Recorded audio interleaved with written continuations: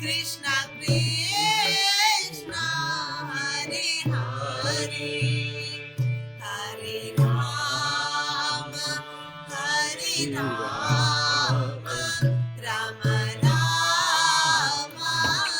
Hare Hare.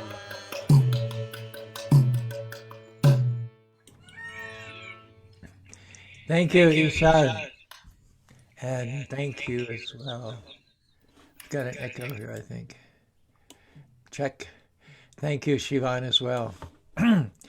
We're joined by the Sharma family, Rakesh Raghava, as well as Britta from Ogden. Thanks for joining us, Britta. Rob and Sarabi. Not sure about Govinda. Last time I saw Govinda, he was headed to the Grand Canyon to go on a rafting trip. That's the last I saw him. So, He's out of town, I think. is he still on the river? I'm not sure, but Prabhuji Omkar Prabhu was coordinating all the kirtans in the temple and here. So that gave me an impression that he's out, he's still out. Okay. My wife and I were down in Kanab for 4 days, and Monday night we got a call from Govinda Dev. He said, I'm going to be in Kanab in half an hour. So Wow. he wanted to stop by and wish us a happy anniversary. And he did so. Took us out to a salad bar also for dinner. And he and his family, Charlotte and Eli and the wife, were on their way to hit the river at the Grand Canyon. I'm not sure how many days they were going to be river rafting, but they may. That was 6 days ago, so I'm sure they're off the river by now. Anyway, that's my news for the week. So that was our news as well. It's great to see your pictures and Mataji's pictures in the time that you had. It shows that companionship, the strength, the foundation. Just by looking at those pictures, it's hard to put them into words, bro. We had a great week. They call Kanab the greatest Earth on show. It's not an exaggeration. Amazing, amazing place full of surprises and delights at every turn. And it's also the home of the Best Friends Animal Sanctuary, which has at any given time 1,600 rescue animals that it's taken care of, and they're up for adoption. That was good. It's good. So what else? How was your week? Kapil, Ishan, Shivan, Very Brit? progressive. It was very progressive. Now we started welcoming more employees to the office. So half of the week has gone in those preparations and meetings. And the programs at the temple were the highlights. The Sikanammi celebration was probably next level.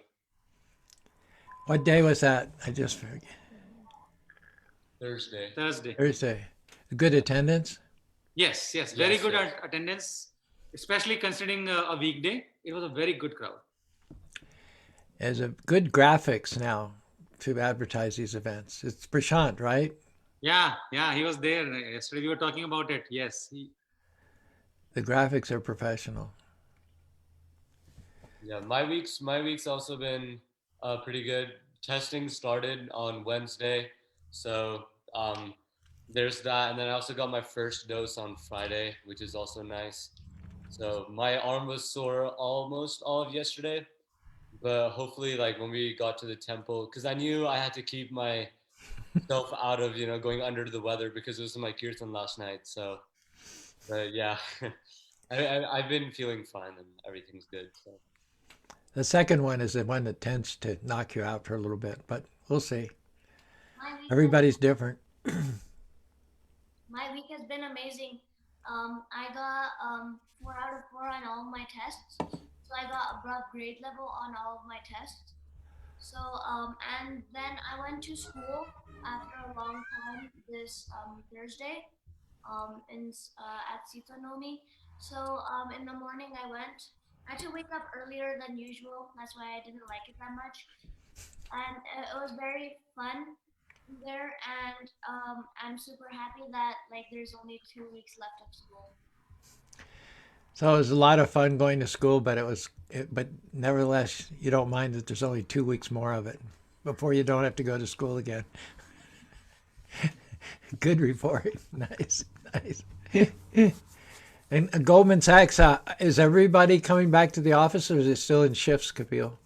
Still in shifts, Prabhu, but we are preparing for a big opening.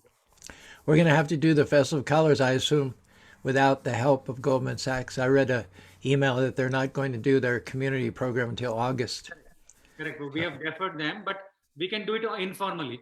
Oh, So good. I'm spreading the word, and then people, not from a company perspective, but if they want to pitch in informally, that I think we can leverage them. Excellent.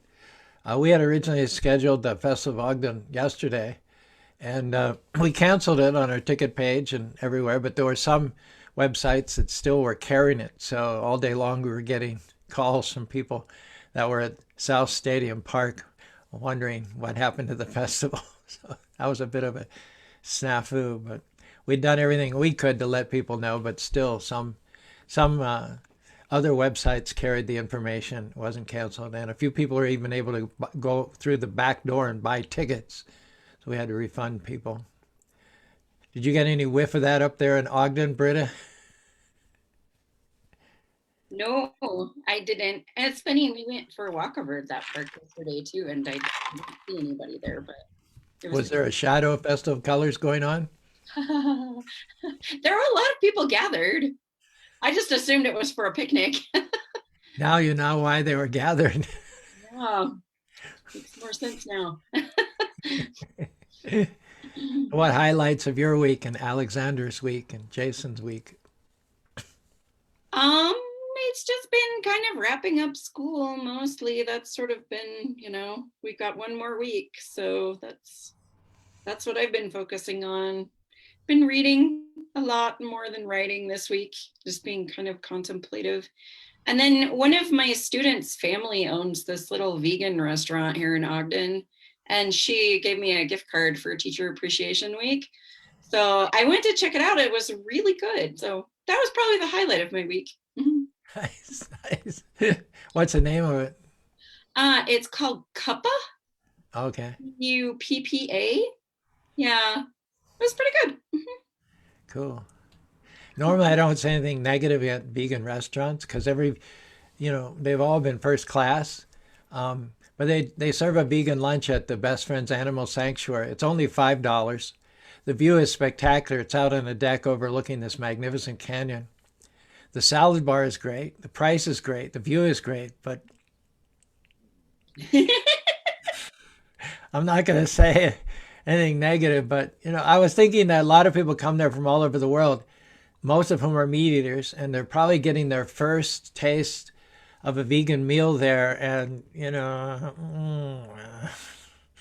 nothing to, it definitely wasn't 5 stars. I probably wouldn't give it 4 stars. Probably only give it 3 stars because of the salad bar. The good news is there's plenty of room for improvement. Yeah, Cuppa was actually really good. They used jackfruit in their replacement for tacos or whatever, and it was just right. I don't normally like jackfruit, but that was really good. So yeah. All right. Rakesh, are you there, my man? Yes, Prabhuji, Hare Krishna, Hare Hare Krishna. Krishna. Anything happen of note this week you'd like to share with us? Prabhuji, we were kind of down from last 2 weeks with the seasonal allergic kind of cough and cold. First my youngest one, and then it went on to Shubhi, and then after 3-4 days it came to me and then to my wife. So we have been dealing with that, but nothing bad. We had fever just one. I didn't have any fever. My wife had just once.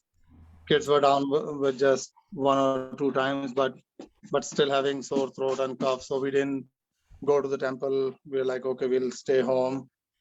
But yeah, looking at your pictures, it was great. It was definitely inspiring. 50th anniversary, and I saw your video of that snake. At first, I thought if it's a rattlesnake, because a few years back when I was in Moab, we actually saw a rattlesnake. It was so scary. But in your comments, you mentioned that it's like a friendly one. So, but the good thing is we our Bhakti Shastri class, it's going good. Shubhi also joined with me last night. She's liking it. So yeah, our progress in Bhakti is going on.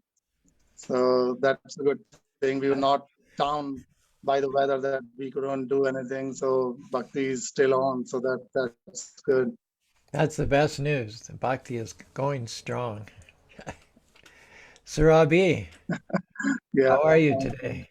Good, Prabhuji. It was a normal week for me, but after the Bhagavatam class last week, I went for a walk, and Rita's poem was going in my ear because it was cloudy. It has all the different colors of Shama, so that was the only thing which I remember from the last week. But I'm reading, I'm chanting, I'm doing all the bhakti stuff, and it is giving me more power, I think. I think so too. I think you're getting more powerful week by week. And Britta posted the lyrics to her poem, Sham, also. Did you get those? Um, Prabhuji, I'm not going on Facebook anymore, but I will check on my husband's account. It is too much distraction for me, so good thing happens once I stop going on Facebook, I think. Well, maybe she'll post them here in the chat section. But yeah, it's available from last. Where did you post it, Britta? Was I it think in the she accidentally comments? dropped. She Huh? dropped. I think she accidentally disconnected. She's no longer on the line. Okay. All right. Well, it's available, at least on request, if not otherwise. Rob, this is the season for farming, isn't it? Hey, yes, it is, Prabhuji. Grateful to be here. Things are definitely getting busy. It's been some long days, but it's been a really good week. I was able to have my son for 4 days at the beginning of this week. I just dropped him off yesterday, actually, and it was a good opportunity. So I don't know if I told you or not, but he had broken his clavicle, and he is healing up very nicely, very well. In fact, so well that when I reached out to the doctor said that he was able to ride in a car seat for the 4-hour trip back up here to Salt Lake. And so I was able to bring him back up here to my place, which is a much better place to have him in a hotel room. And we were able to do things and go see his grandparents and spend some time with his cousins and uncle. It's a really good time. And it was also an opportunity for me to protect my boundaries with his mother, because she was lying to me and told me that he couldn't ride in a car seat yet. And I was able to seek out the truth by talking to the doctor directly and receive the reviews from the doctor. And so we were able to have a much better time than had we stayed down there in a hotel room the whole time. So I was incredibly grateful that Krishna gave me that opportunity to discern and to protect the boundaries that I've been trying to keep up with his mother and not letting her control and manipulate as easily. And yeah, so it was a really good week. All right. I got about maybe 60% of that. It was between distortion and cutting out. It was hard to get the drift of that, but yeah, I got some things anyway. I don't know where you are, but it's you've got some challenges there to come across loud and clear.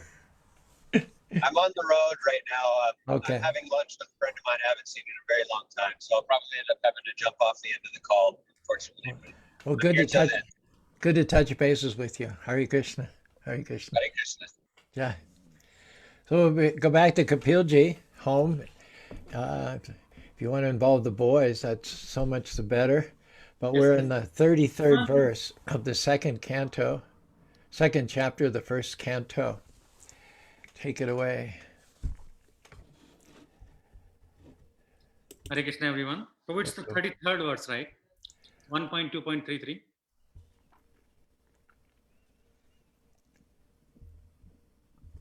असो गुणमये भावभूते सूक्ष्म इंद्रिय आत्मा भी सर्वनिर्मितेषु निर्वष्टे भुङ्क्ते भूतेषु तत्त्वगुणान्.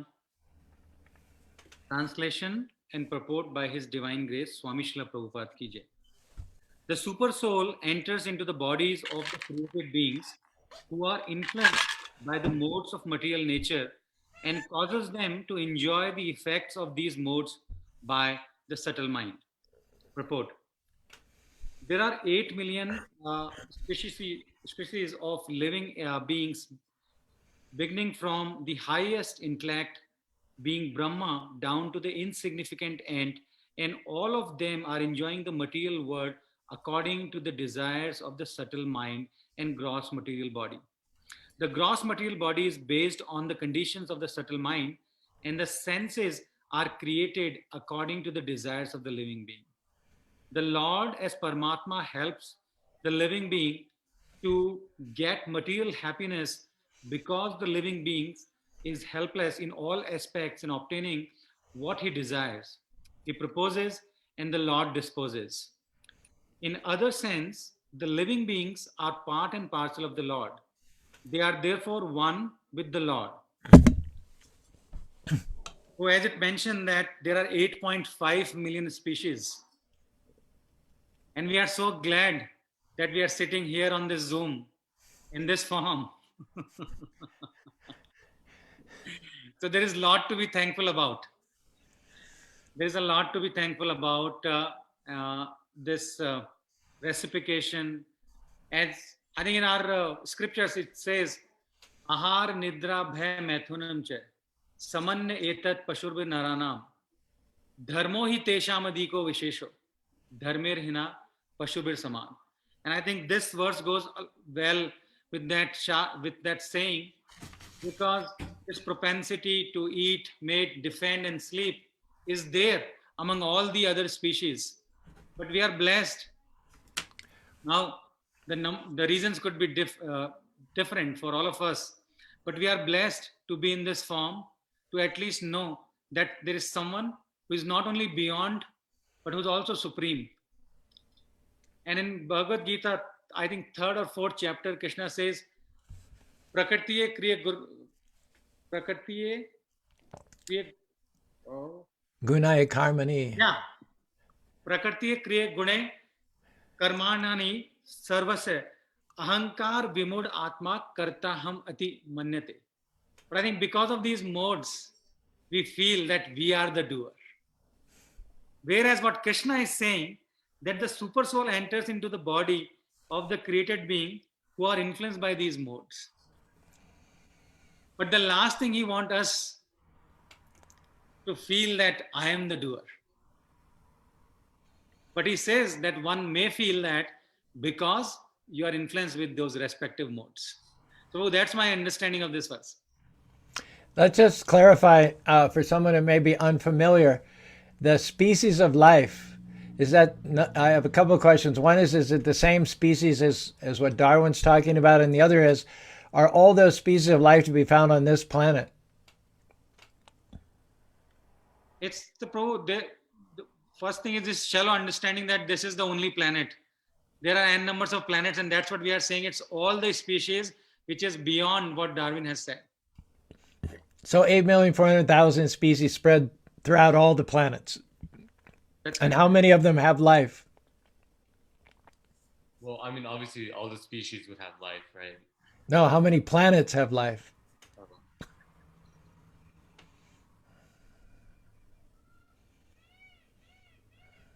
No clue, Prabhuji. All of them, everyone. Life is everywhere.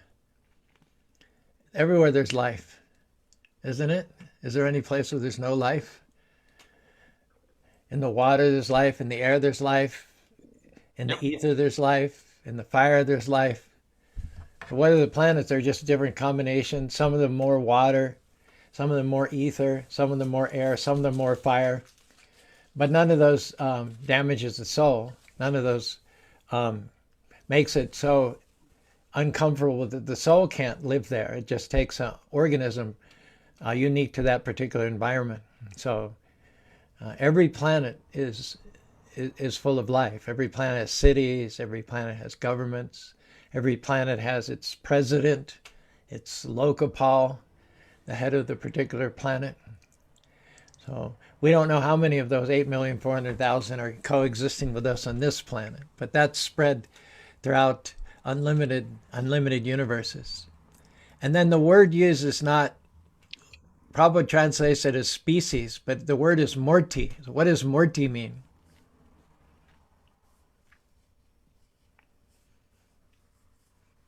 Anybody know?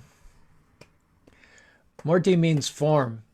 Like we might say human species, and we might classify Afro-Americans, we might classify Mongolians, we might classify Hispanic as well as Caucasian as human in terms of species.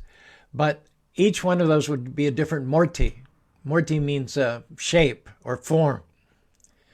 So within what would in some circles be classified as one species, there may be many mortis. Like pygmies, a very different body from an Afro-American, is very different from an Asian, is very different from a Caucasian. So each one of those distinct forms or race is a morti. So it's not exactly species. There are probably more mortis than there are species. You have dogs. We say dogs. But look how many different forms and shapes and sizes of dogs there are. So those are all different mortis, 8,400,000 different mortis.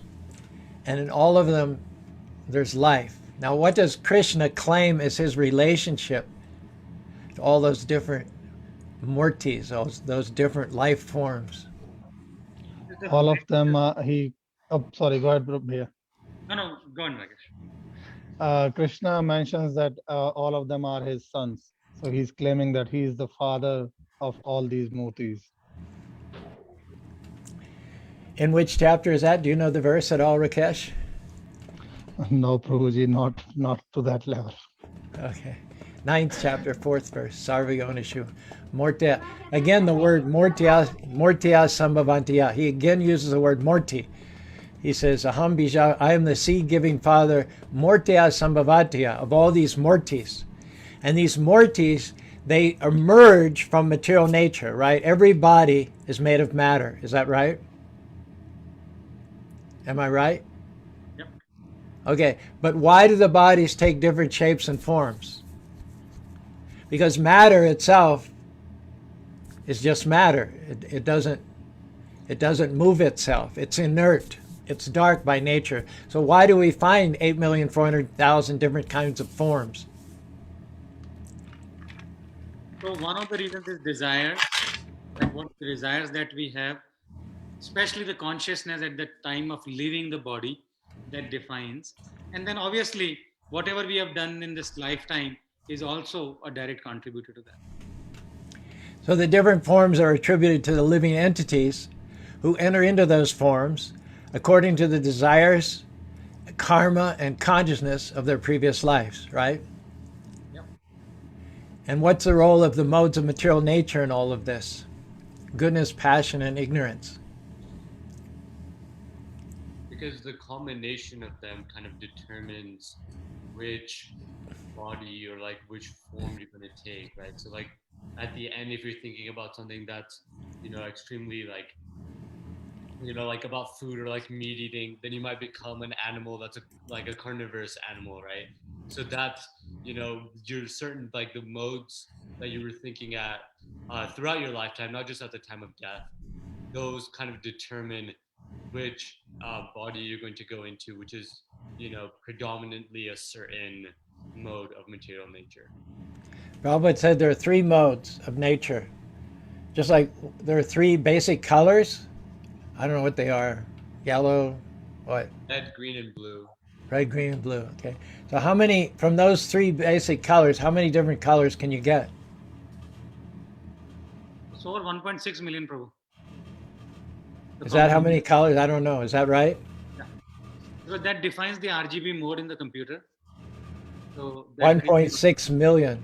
maybe more than that, but I think it's over 1 million because that defines the number of colors in the computer, or the pixels. So just from those three colors, those three basic colors, you get at least 1.6 million colors. So similarly, from the three basic modes of material nature, goodness, passion, ignorance, Prabhupada said 3 times 3 equals 9, 9 times 9 equals 81, and then so on and so forth. And it comes to 8,400,000 species of life, just from those three modes of material nature. So when it says in this verse, oh, I lost my place now. When it says in this verse that the living beings they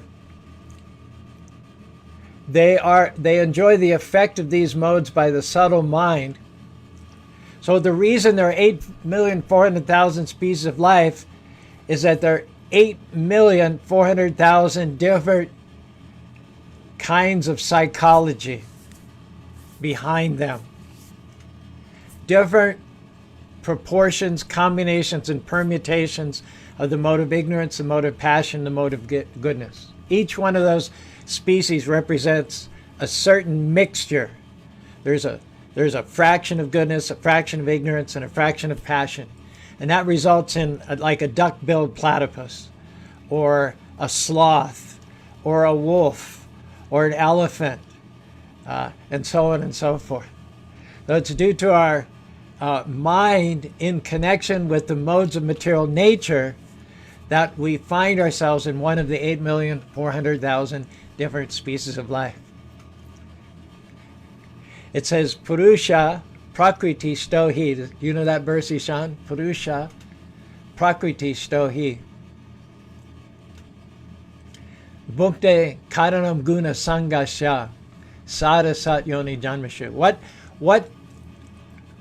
What the intersection of the eternal living being and the dead, dull material body, it intersects in this Karanam Guna Sangasha, the cause of the eternal living being being entrapped in a material body and therefore subject to birth, death, disease, and old age. What is the root cause of that? There are all kinds of ways that manifests. There are all kinds of looks it gives. Specifically, it gives 8,400,000 looks. But what is the root cause of the eternal living being being trapped in a material body? This is in 13th chapter, 22nd verse of Bhagavad Gita. I have it. So it's like the desire to be the controller, like separate from Krishna. The desire to be that, I don't want Krishna to be, the controller. I want myself to be the enjoyer, right? Because really the end goal of life is to be, das of Krishna, the servant of Krishna. And the desire to leave away from that and be I think Gaur Gopal Prabhu calls it the boss anubas, being the boss of bosses instead of being the servant of servants. He doesn't use the word anu though, right? I think he, like when he was describing the verse, he said instead of being the das anudas, we want to be boss anubas, of being, the bosses of bosses. What's the verse? You have it? Who has it? Oh, I have it. Is it this Yavat Sanjayate Kishyati? There is 20. Purusha Prakritisto hi. Purusha Prakritisto hi. Karanam Guna Sangashat Sada Sat Joni Janmishu. Purusha Prakritisto hi. Bhunkte Prakritim Sadgunam. Oh, yes. Oh, that's 22. Okay, 22. So, Purusha Prakriti Asto hi. Bhunkte Prakriti Jnana. Gunan Karam Guna Sanga. Asya Sat Asat Yoni Janmeshu. 22.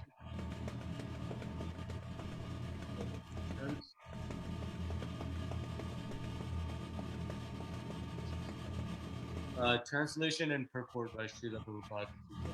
A living entity in material nature thus follows the ways of life, enjoying the three modes of nature.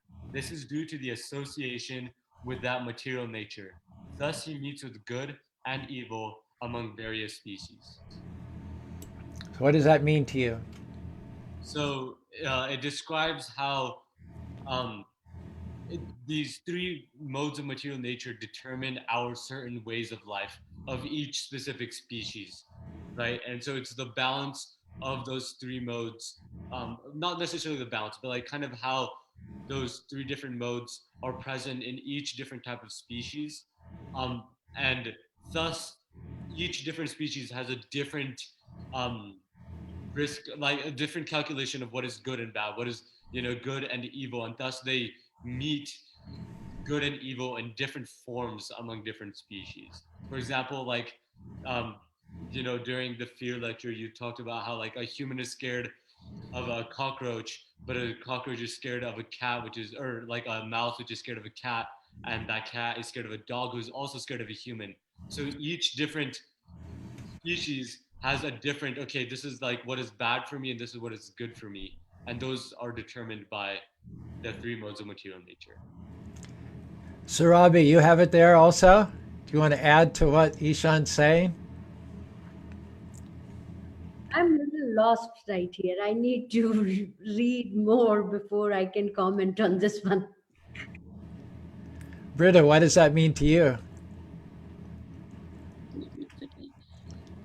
Well, I noticed there was the word association. And I feel like when you're lucky enough to win the lottery of scoring a human life form, you probably shouldn't waste it having poor associations, because you were lucky enough to finally achieve a life form that can be aware of and celebrate Krishna. And so if you get caught up in material concerns like safety and desire and let that take over, you've kind of wasted your lottery ticket there as a human being. That's what I get from that verse. Okay, there are a couple words there like Purusha, Prakriti, and Bhukti. They kind of ring a bell. Do you have it there, Rakesh, with you? Open? Which verse, Prabhuji? 1322. Do you happen to have it open? You're following us here? Yes, Prabhuji, I have it. Okay, those words, Purusha, Prakriti, and Bhukti.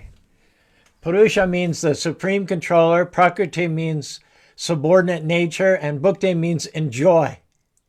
Yes, So obviously Purusha is the supreme, we're Prakriti, we're the servants, and Bhukti is the role of the supreme. He enjoys his creation, he enjoys his servants, like a father, you mentioned before, enjoys his son. Okay, so what's wrong with this picture? This verse describes how we got it wrong. How? Sure, Prabhuji. Shobhi, do you want to give it a try? No. Still, I didn't understand anything. you didn't? I Okay. just want to listen. Okay. So,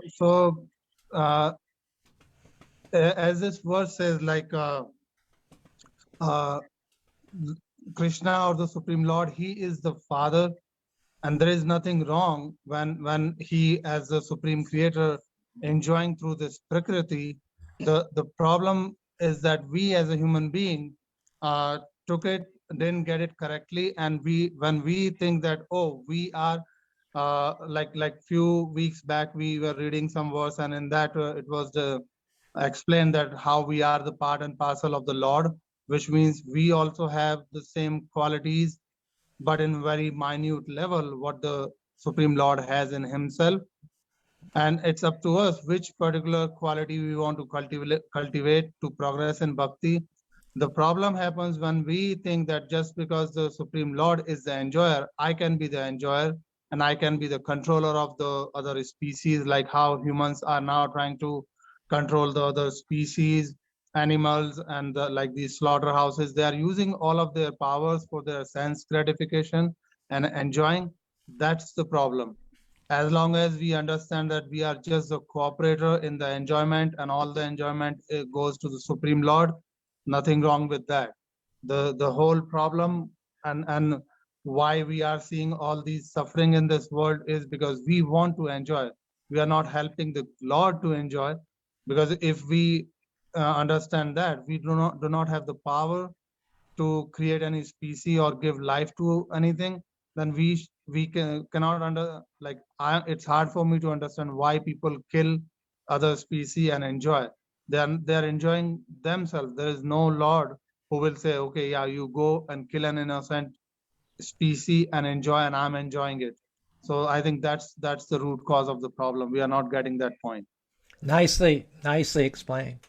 Nicely explained. Like every father or parent has children. Tell me if I'm wrong, because I'm not a parent. I'm just basically saying this. Every parent has children. Britta has Alexander. You have Subi and her sister. Kapil has Ishan and Shivan. Govinda has so many children.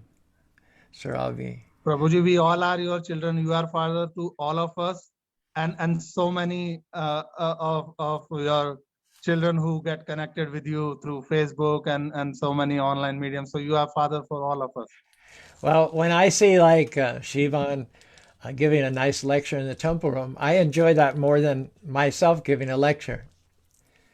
So the father, the parent, they want to enjoy the children, but that's not a bad thing. That's the best thing in the world. Doesn't mean that they put them in shackles and starve them and, physically abuse them. It's just the opposite. The way that a parent enjoys this child is to see the child grow healthy and strong. The parent doesn't want to take away the independence of the child. The parent wants to see the child exercising their intellect, their powers of discrimination in the best way. The parent likes even to see the child go further in life than the parent did. That's the greatest pleasure. And so when the child has a victory, has a triumph, then that is the greatest pleasure. That is the greatest enjoyment of the parent.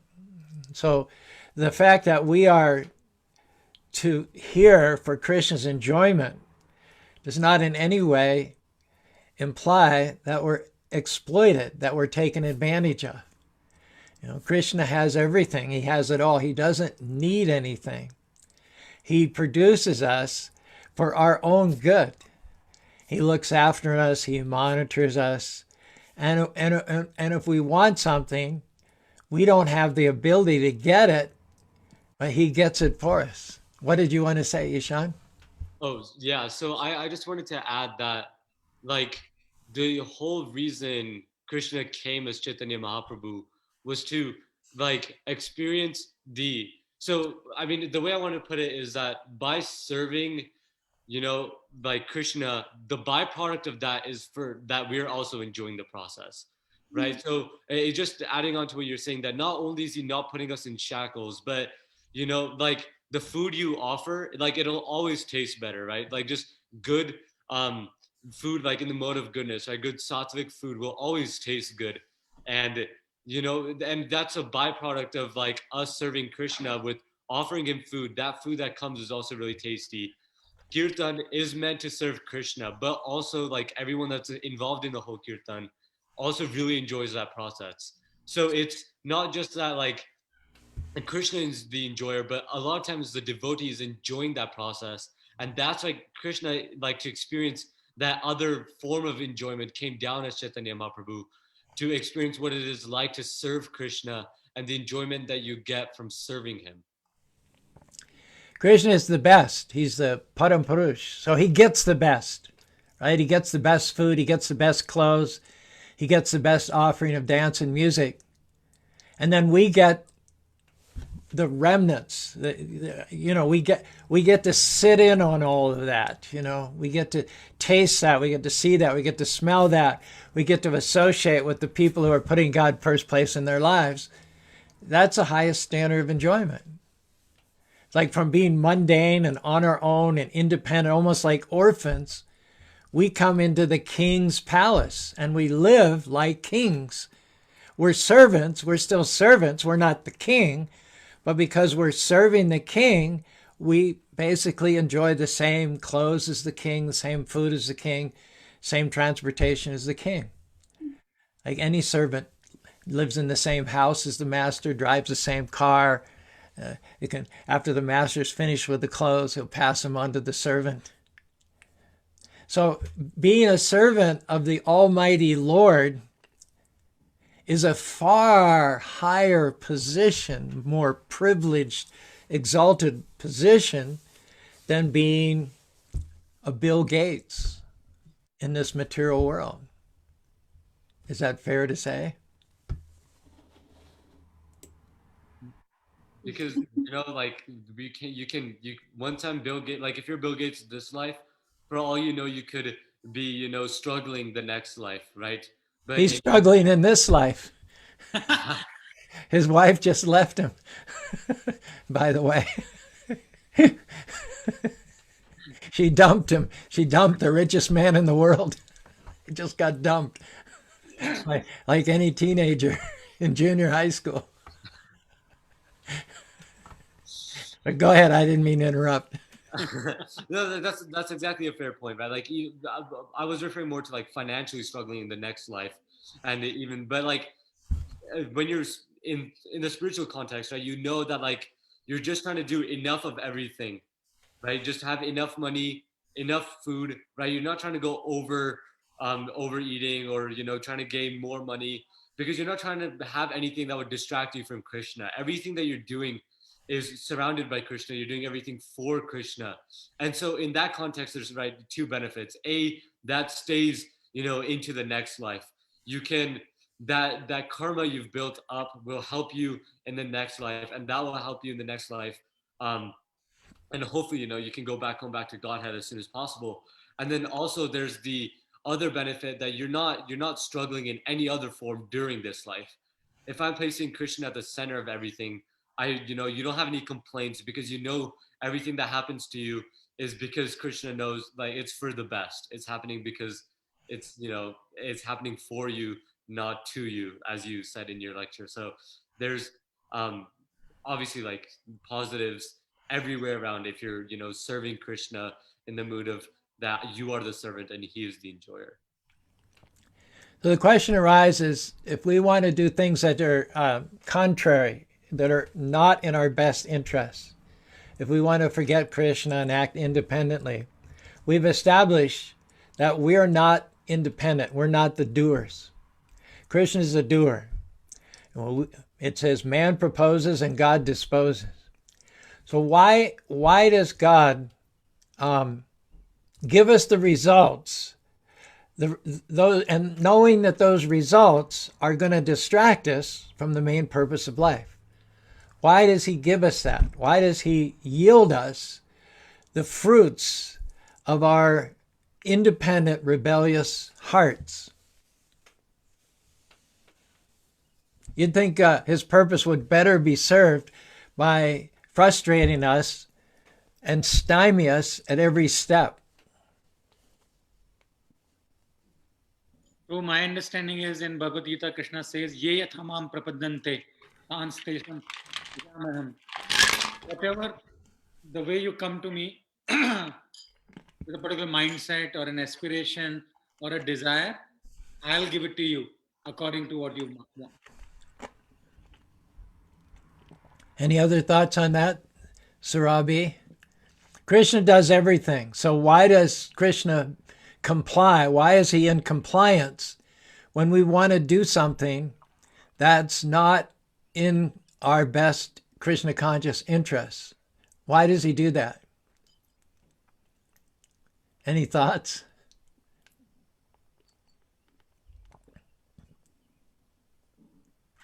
Well, one thought is he wants our free surrender. Ultimately, his purpose is to love us. And love has to be voluntary. Love can't be forced. So if we go this way and Krishna slams a door, and then we go that way and Krishna slams another door, and then we go another way and Krishna slams a door, and the only door that's available to us is the door to Krishna, why does Krishna not want that? So I think to your point on we were reading fifth chapter of Bhagavad Gita yesterday. May be relevant, may not be in this context. But Arjuna asked this question at the very outset of fifth chapter, that you told me to renounce my work, and now you're asking me to focus on devotion and action in Krishna consciousness or God consciousness. Now, can you please tell me which one is better among these two? And Krishna says that both are good. Renouncing is also takes an effort, right? Renouncing your work as well as working in Krishna consciousness. But if you ask me among these two, working for me and in that mindset is much better than renouncing. And the reason he gives is in the purport I was reading that we highlight the concept of detachment, and there are a lot of school of thoughts that they focus on detachment. Then there is an aspect of devotion, but I think that detachment and devotion, the ultimate goal is surrender. To your point, that it takes you from detachment to devotion to surrender, and if you can't reach to surrender, then it's not complete. Okay, any other thoughts? That was good. Thank you, Kapilji. I was going to say, Prabhuji, on the same lines, that it needs to be our choice to pursue him. And like in my personal experience with traditional Christianity is there's this threat of hell if you don't do what you're supposed to do. And so many people serve God out of the threat of something worse rather than out of the desire to serve the greater good. And I feel that that's what Krishna wants, is for us to make that free choice to serve him because that's where our heart is, rather than out of fear. Yeah, think about it. That's very good, Rob. That's excellent. Think about it. Think about how valuable our free choice is. It's the thing that sets us apart from the animals. It's without free choice, we can never voluntarily approach God. Without free choice, there would never be the possibility of love of God. So our free choice is the ticket. It's our PIN code to come to Krishna. And Krishna wants nothing more than us to come to him. So then why, if Krishna wants nothing more than for us to come to him, why does he allow us to do things which are damaging to our original Krishna consciousness? And the answer is, without free will, there's no love. And so Krishna will not interfere with our free will. Even if you ask Krishna subconsciously, Krishna, give me something that's going to be averse to my Krishna consciousness. The question is, why would Krishna give that to you? Because if he takes away your free will, then there's no more any possibility of your loving him freely. And that's what Krishna wants. So that's why he allows us the latitude of taking birth amongst how many? How much latitude? How much latitude of free will do we have? How far and wide is it? 8,400,000 different psychologies. 8,400,000 ways to deviate from pure Krishna consciousness. And Krishna allows them all for one reason. He does not want to meddle with our free will. Now, there's also a few other reasons why it's safe for Krishna to do that. Can anyone think? One is that we're eternal, right? We're eternal. So some of our choices end in pain, frustration, suffering, and even death, but we never die, isn't it? So a father will maybe slap the hand of his son, give him a little slap, but will the father ever kill the son? So as we transmigrate from species to species, up and down and over, circulating through birth, death, disease, and old age, it's important to remember that the Father never kills the Son. He only slaps the Son's wrist. When we leave this body, even if you leave this body as a consequence of your own bad choices, which God has facilitated, you might say he's a co-conspirator almost, or he's an enabler for you to do such bad things that early, premature, violent death is a result of that. Still, it's important to note that he didn't kill you. He didn't allow you to be killed. Body maybe, but not the soul. He created you immortal. He created you. Fire can't burn you. Wind can't wither you. Water can't drown you. Weapons can't cut you. So no matter what trouble he allows us to get into, he's made a failsafe from the very beginning.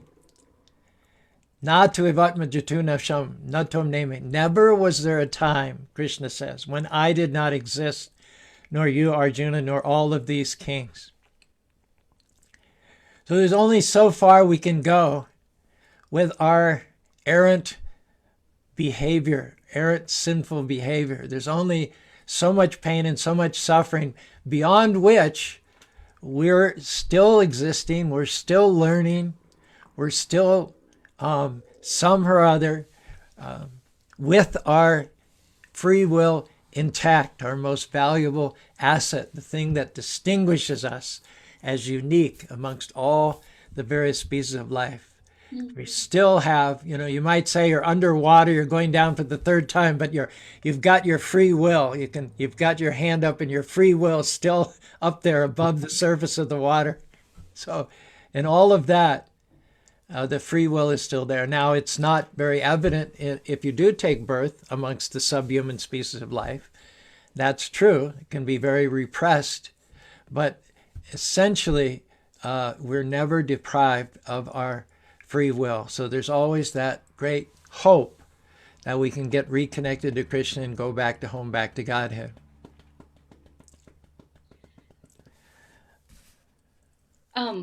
Prabhuji, I was also thinking, you were like, why would he allow us to gain things when it's not in our best interest?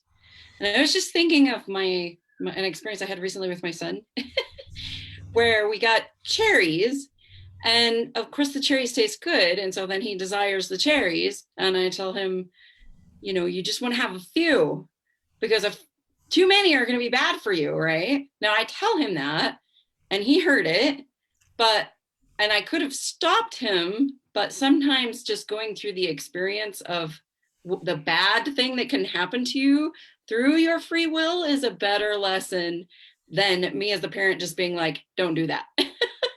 Then he went through it, and now he listens to me when I'm like, that's not a good idea for you. So I'm wondering if maybe the reason that the parent of all parents sometimes allows us to have this thing that we think we want so desperately is that once you get that thing, you realize, oh, this actually isn't that great. And really, you are the point. But if you don't do that on your own, sometimes you don't quite get it. So Alexander got a bellyache from eating too many cherries? Yes, he did. And now he knows.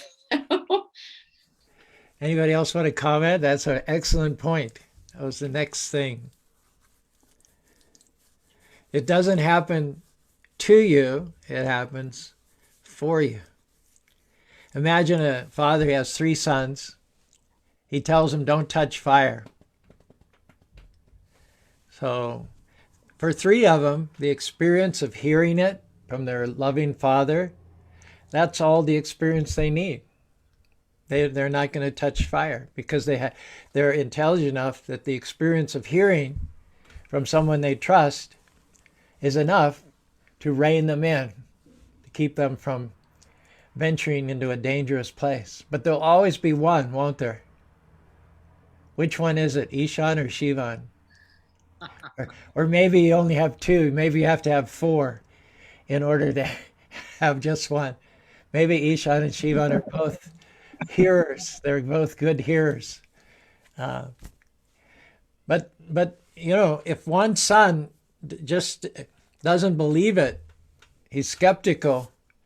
He thinks maybe touching fire is a good experience. Maybe touching fire, maybe my father touched fire a long time ago and he got such ecstasy out of it that now he doesn't want anyone else to feel that ecstasy. He wants to keep that experience for himself. Maybe when he shuts his door at night and goes into his room, he spends all the time in private touching fire. Who knows what that one son is thinking.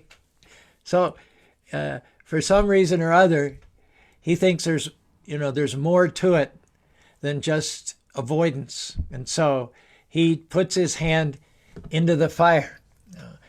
Once he puts his hand into the fire, then he's right in conformity now with his other three brothers. He's like, maybe even more so. Maybe he's even more adamant, having experienced the fire himself, than his brothers would have been, not having touched it themselves. So yes, it's a very good way of teaching us. Prabhupada called it argumentum ad baculum. When good instructions don't work, then it's called the argument with the stick. So when our actions, when we disregard the advice of God and do it anyway, then it circles around and bites us. The analogy Albert Einstein gave was that, so somebody that's smart is somebody who learns from their mistakes, but genius is one who learns from others' mistakes. And so if somebody tells you, "I touched the fire, it burnt me, don't do it," then you should you should take their advice and not touch fire. And let none of us be in the other category. What was it? Someone who thinks you can make the same mistake over and over again, and some or other at some point get a different result.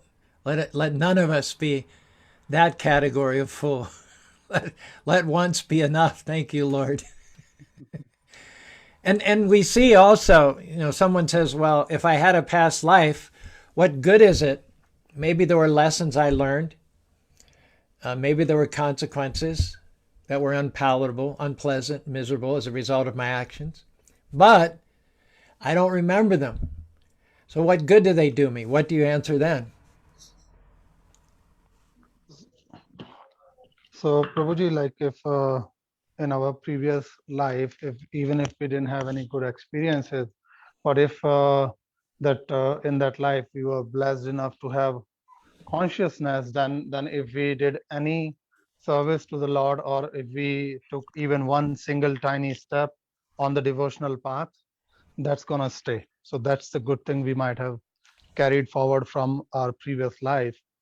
And in my opinion, all of us joining on this call, or anybody in this world who at least heard God, who understands there is God, that itself proves to me that that person has done something good in their previous life. That's why they are even hearing that their God exists, because that itself is a consciousness, understanding I am, and then understanding what am I. To understand what am I, one has to understand who has the power to create me. If I understand I am, what am I? I'm a human, or I'm born in this species.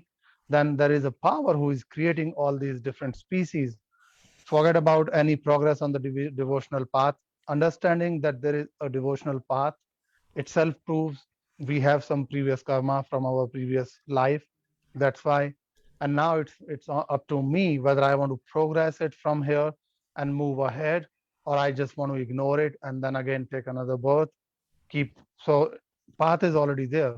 Whether we move forward or we keep going back, it's up to that person. But that's the good thing I think is from even if we had any previous bad experience, or the learning from our previous life, that's the learning from, I think, is from the previous life.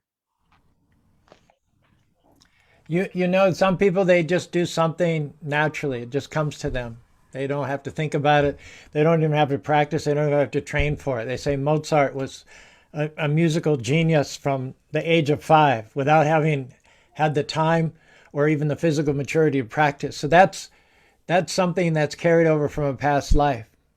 Even he didn't remember the details of his past life, he still had the fruits in terms of musical ability. Similarly, we find that, say, two boys are wandering down the candy aisle in the supermarket. One boy reaches out and steals a bar of candy and puts it in his pocket. And the other boy, something's telling him, don't do that. Don't do what your friend is doing. He would rather touch fire. So he doesn't remember how it was that he stole in the past life and then got something stolen from him, or things were balanced out somehow or other in his own life. He doesn't remember that, but he's learned the lesson. See what I'm saying? Even if he doesn't have a conscious recollection of the causality of it, call it intuition or instinct, whatever you want to call it. He's learned the lesson. He's not going to steal because he may have stolen a previous life, got the reaction to it, and now he doesn't want to steal in this life. Now that's how, even though we don't remember our past lives, we still have learned the lesson that was to be learned in the past life. We're still the better for having experienced the negativity of it. Yes, Prabhuji, because like as they say in Bhagavad Gita also it is mentioned, Atma or the soul, it never dies. And it's just the human body or the material body that it changes, just like how we change his clothes. The soul changes, the old body goes to the new body. So whatever karma or the learnings that we have, that stays with the soul. And we all have seen examples where very small kid, like a 5 year 6 years 8 year old kid, like playing such a great music. Or there are kids in India who recite verses from Bhagavatam, just 5 or 6 year old. Nobody taught them. It's just they have this from their previous karma. So it's true, Prabhuji, like soul keeps, it doesn't die, so it keeps the learning that we have from our previous birth.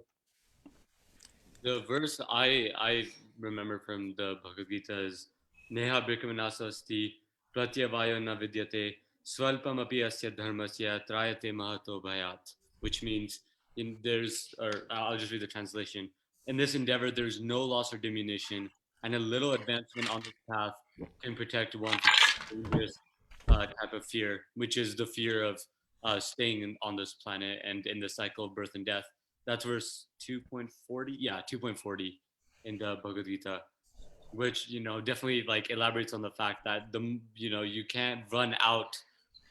Anything you learn in the previous life will help you in the next life. Um, Especially like spiritual advancement in the path of towards Krishna consciousness. I think a huge example of this is Radhanath Swami, right? He like he's meditating in the Himalayas. No, not in the Himalayas, but he's somewhere. He's meditating, and he gets this voice like, "You should go to India." He goes to India, and like these aren't things that like they're obviously like the previous lives. He had been on this path, and it's just like the will of Krishna, or like his fate, that he'll go to Europe. His like he'll lose all his money. He's gonna go down this path like that's described in the journey home, and all of that at such a young age proves that this is something that was has been working on from a few lives. It's been he's and then he starts from that like point, and then that point that he's already built up to in his previous lives, or in if you've done enough good deeds or been on the path of Krishna consciousness enough, then you'll be born as a Brahmin in your next life. So you can grow up in a temple, you can learn more shlokas, and you can go further down that path. And so there's that. There's multiple examples of this, right? Whether of just people that are born knowing knowledge all that they possessed in previous lives, but just they don't know that this is something that happened in a previous life. They just as you said, they still just bear those fruits of what they've already learned or achieved. As you said, if you keep God first place and you're steadfast and you're determined to do that, then you'll always keep moving forward and you'll always keep moving ahead. And Krishna will test you from time to time with betrayals, with reversals, with dark valleys, with reverse circumstances. He'll test you, but if you're determined that no matter what, I'm going to chant the holy names of the Lord and keep the Lord first place, then everything's cumulative. Then you're always moving forward and you're always accumulating spiritual assets. Now, the same opportunity is there for the wrongdoers also. Even in terms of negative reactions, misery, death as a result of their own bad choices, there's still the opportunity to learn to pull themselves up by the bootstraps and keep moving forward. But what is the main difference between a devotee who never stops moving forward and a non-devotee whose bad choices circle around to stab them in the back?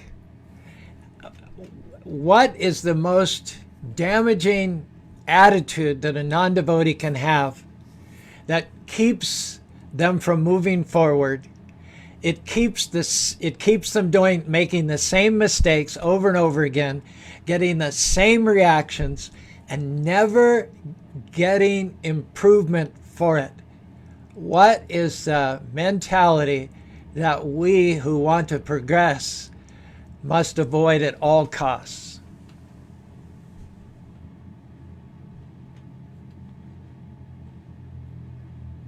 You're on mute, Mataji. Oh, sorry.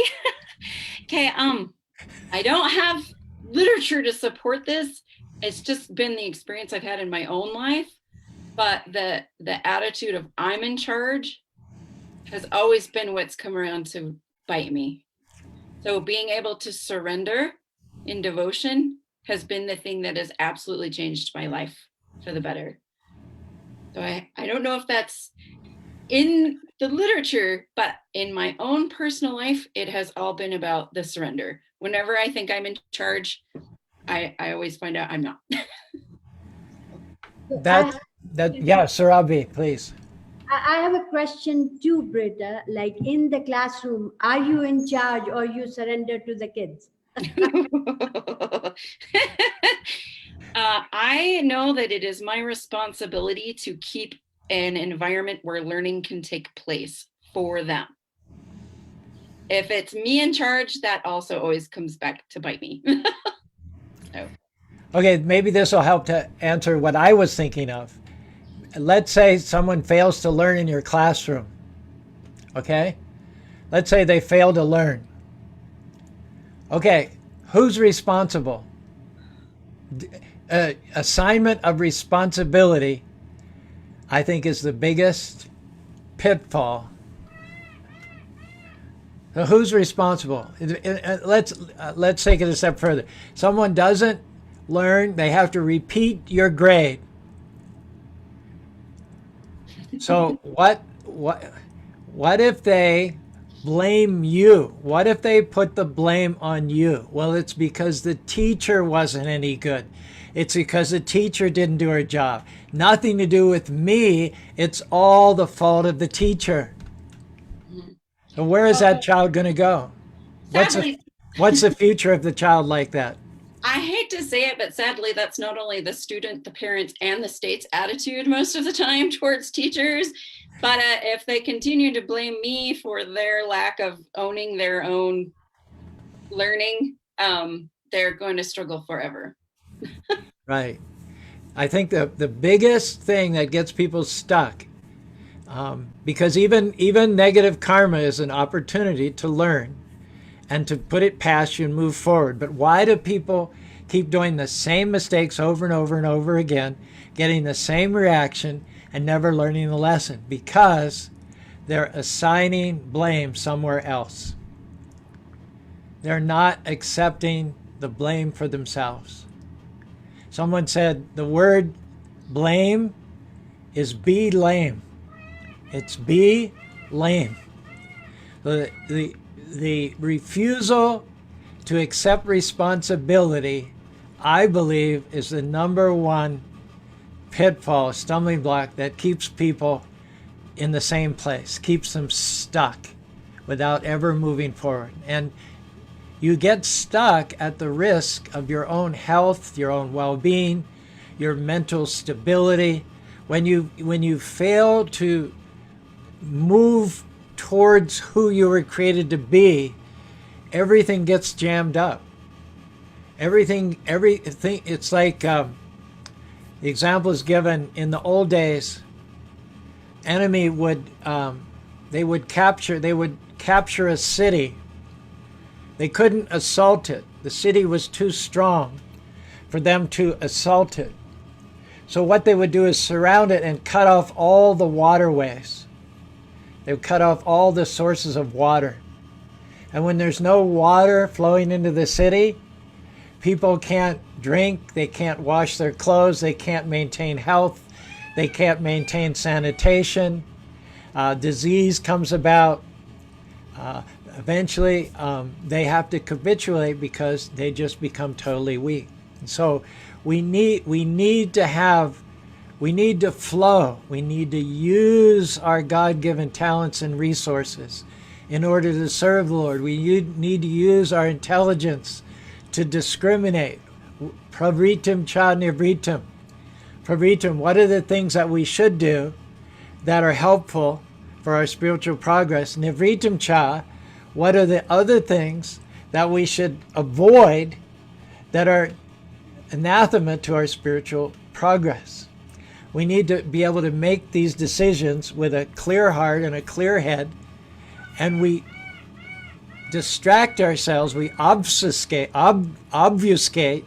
by trying to blame the government, we try to blame our teachers, we blame our parents, we blame the economy, we blame the pandemic, and ultimately we blame God.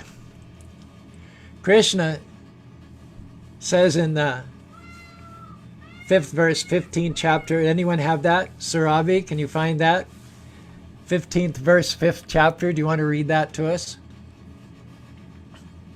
Yes, please.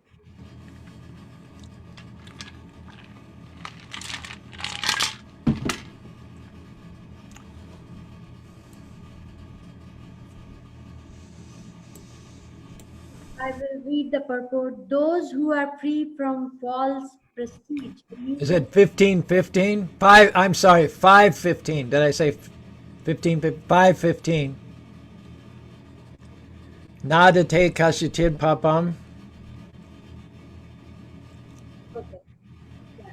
Nor does the Supreme Lord assume anyone's sinful or pious activities. Embodied beings, however, are bewildered because of the ignorance which covers their real knowledge. Do you want to read the short Okay. purport there too? The Sanskrit word Vibhu means the Supreme Lord who is full of unlimited knowledge, riches, strength, fame, beauty, and renunciation. He is always satisfied in himself, undisturbed by sinful or pious activities. He does not create a particular situation for any living entity, but the living entity, bewildered by ignorance, desire to be put into certain condition of life, and thereby his chain of action and reaction begins.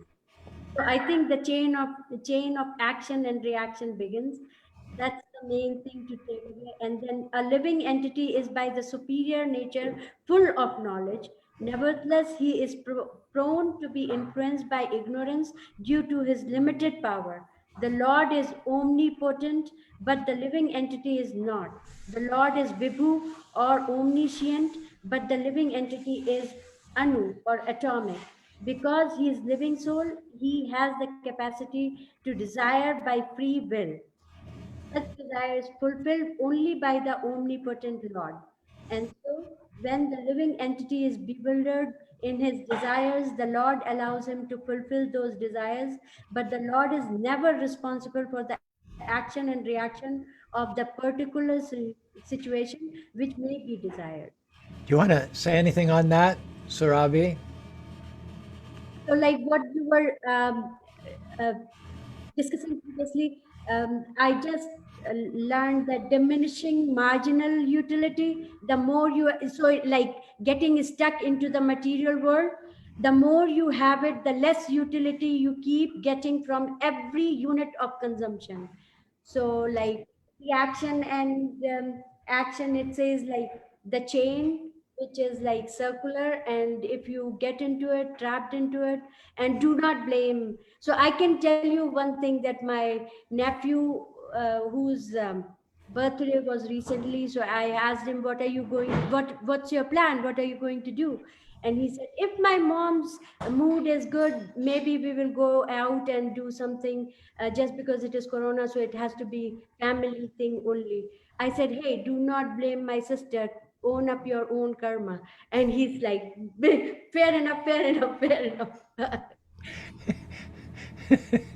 So it's all coming from reading and being associated with you all. What came out from my mouth, I'm not that smart though. I hope he took your advice to heart. Yeah, teenagers, I don't know how much they hear me. So, as we said, the whole theme is that Krishna has given us free will. He preserves the free will. He never takes the free will away. So we are where we are because of free will. It's on us. Nobody put us where we are. And said, as soon as you try to blame the Lord or make him responsible, he's putting you on notice. He says the Lord is at one and the same time allowing us to fulfill our desires, but he is never responsible for the actions or reactions of the particular situation which may be desired. So you make the choice, and then you have to take the reaction. And the only way to resolve that problem is to do everything with the Lord as the beneficiary. You give everything to Krishna, so then you don't get any reactions. You're no longer the enjoyer. You're no longer the master. You're no longer the proprietor. You have an accurate understanding of yourself and your position. You don't even own your own body. You don't own your own mind. Krishna owns your body. He owns your mind. Everything is meant for the pleasure of the Lord. And when everything is tendered for the pleasure of the Lord, then you're completely free of any negative reactions. Sometimes it seems to devotees, negative things happen. That's not because they've done something wrong. That's because they're doing something right.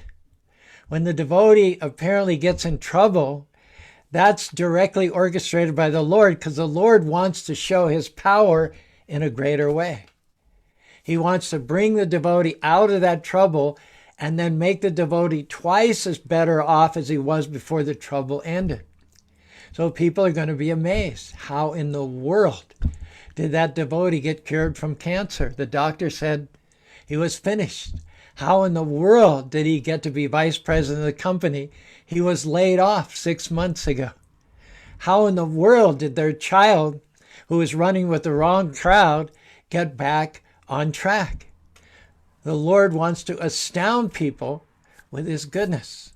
So he puts devotees sometimes in challenging situations so the devotees can test their faith and show their fidelity to the Lord. And then the Lord can resolve that situation in their favor. And everybody will be amazed. So,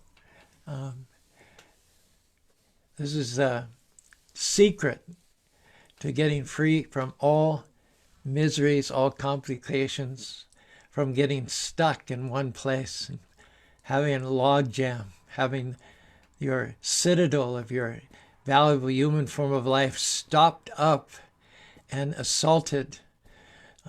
Just keep moving forward, keep having faith, keep chanting, keep the association devotees, keep taking prasadam, and nothing will ever hold you back. Nothing is capable of holding you back. Things that seem like they're holding you back for a short period of time actually end up propelling you, even catapulting you forward.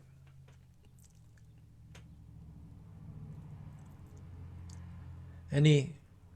Okay, let's just have everybody conclude here. I don't know who's going to lead the last kirtan. Do you want Subi to do it, Rakesh? She at hand? Sure, Prabhuji, I can ask her. Yeah. Okay. So let's start just from upper left around. Give us a short concluding statement here, Ishan. That like I think my main takeaway from today is the Prakriti, Bhungte, and the Purusha part of the Bhagavad Gita verse in which we are supposed to be the enjoyer, or the enjoyer. Sorry, Krishna is supposed to be the enjoyer, and we're supposed to be the servant. And as soon as that kind of flips, where you want Krishna to, help you enjoy material life and everything to be in your favor, then that is where we go wrong, and that is why we're on this material planet and away from the supreme personality of Godhead. And there's 8,400,000 different ways to go wrong, different dead ends, cul-de-sac, or and only one way to go right. So dark alleys to go down in which anything can happen.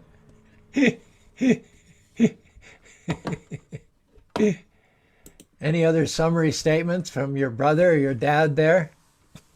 So same thing as you said, that having this understanding of 8.4 million species is a good and appreciating that the species that we belong in, and for which I want to thank the Supreme Father, the parents from the previous births, and for my parents right now, because one, we are blessed to be in this species, and two, that continue to focus on this path of advancement. Yes, great. Thank you. Sir Avi? I would say the combination of Ekadashi and the association with all of you and listening to Bhagavatam and so many great verses which I haven't gone through yet. Excellent day for me. Thank you. Good. Britta? I just really loved what you said about blame is to be lame. I'm going to use that in my classroom. For sure, because really it is all about owning your own personal journey and your own level of devotion and your own commitment to your studies and everything. So what I really took away from this that was super powerful is Krishna gives you free will, and it's up to you what you do with your beautiful life you have in this world. And if you don't want to take responsibility and just blame everybody else and him for what you're doing wrong, well, you're probably going to be stuck doing this a lot longer. But if you own where you are in your spiritual journey, I guess that's step one to getting back. So well I love stated. that. That's your traction. That's your traction. You can resume moving forward again when you take responsibility. Yeah. Fantastic. Wonderful. Rakesh, you have a concluding statement, and then we'll have Kirtan by Subi to end things up today. Yeah, sure, Prabhuji. So, if I have to summarize what we all discussed. So, yeah, Krishna is the Supreme Father for all the living beings, and he has given us the free will. But at the same time, he has also given us the knowledge that he shared with Arjuna in the form of Bhagavad Gita, where he has described different yogas, karma yoga, Sankhya yoga, bhakti yoga, the buddhi yoga. So if we understand that knowledge and try to follow the path of the devotees, just surrender unto Krishna and take everything, the duties that we have to do as our job, as being the parent, do it to please Krishna. Raise kids, teach kids at school to please Krishna, so we can make them better human being and get them to the path of devotional service. Do our job to earn money and use that money to serve the devotees and to show path for the devotional service. So that's my take, Prabhuji, with whatever we discussed. Like, accept Krishna as the Supreme Father, accept that he has given us the free will, but we should use that free will in the right things to progress in the bhakti in the devotional service. Thank you so much. Right to the point. Excellent comment. We'll have a final kirtan here by Subi. Let me thank Anjali for being with us on Facebook and commenting also, agreeing with what we said about accepting responsibility. We also have Radhe Sham that dropped in, Bhavna, the wife of Rakesh and mother of Subi, commented and gave us a like. Kushum Demon echoes what we said about the 8,400,000 species of life. And Guru Charan Singh, a doctor from Delhi who also intersected with us during this session. Thank you all for participating on Zoom. Thank you all for being with us on Facebook. Thank you for the initial Kirtan Ishan and for all of your comments. And thank you in advance to Subi for a wonderful final Kirtan this Sunday morning.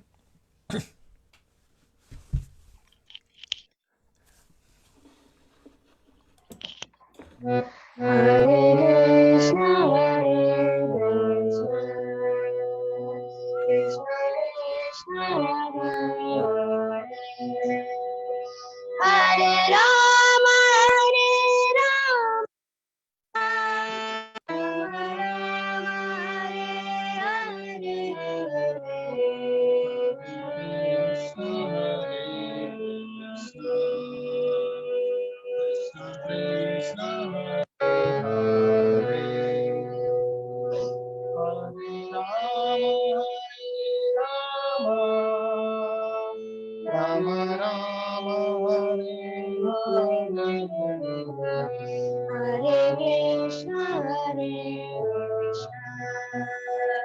Krishna Krishna, Hare Hare, Hare Rama, Rama Rama, Hare Hare, Hare Krishna, Krishna Hare Rama, Hare Rama, Hare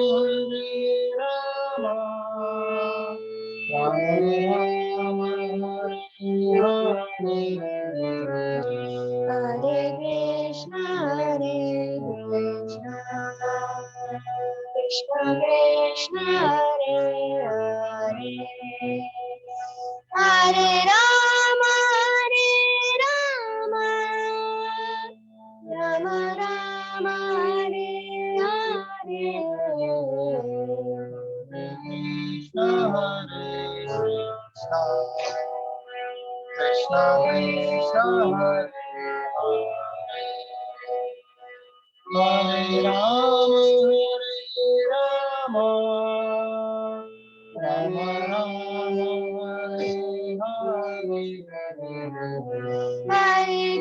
Krishna, Krishna Krishna, Hare Hare, Hare Rama, Rama Rama, Hare Hare, Hare Krishna, Krishna Krishna, Hare Hare, Hare Rama, Rama Rama, Hare Hare, Hare Krishna, Krishna Krishna, Hare Hare, Hare Rama, Rama Rama, Hare Hare, Hare Krishna, Krishna Krishna, Hare Hare, Hare Rama, Rama Rama, Hare Hare, Hare Krishna, Krishna Krishna, Hare